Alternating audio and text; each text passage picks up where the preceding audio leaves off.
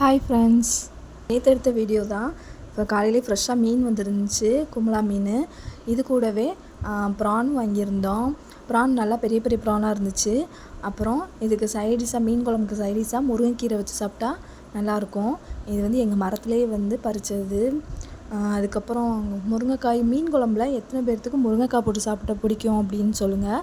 நாங்கள் எப்போதுமே எங்கள் ஊர் சைடு முருங்கைக்காய் மீன் குழம்புல முருங்கைக்காய் போட்டு சாப்பிடுவோம். அந்த முருங்கைக்காய் போடும்போது குழம்பே அவ்வளோ ஒரு வாசனையாக இருக்கும்.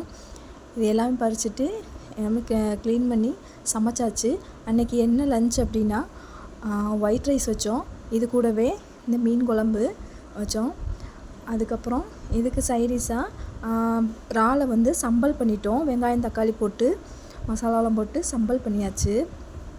இது கூடவே முருங்கைக்கீரை பொரியல். அன்றைக்கி செம்ம சாப்பாடுங்க, உண்மையிலே சூப்பராக இருந்துச்சு. இது எல்லாமே சாப்பிட்டுட்டு ஏதாவது இனிப்பு சாப்பிடும் போல் இருந்தது. அதாவது வீட்டில் அம்மா அந்த சாக்லேட்லாம் வாங்கி வச்சுருந்தாங்க.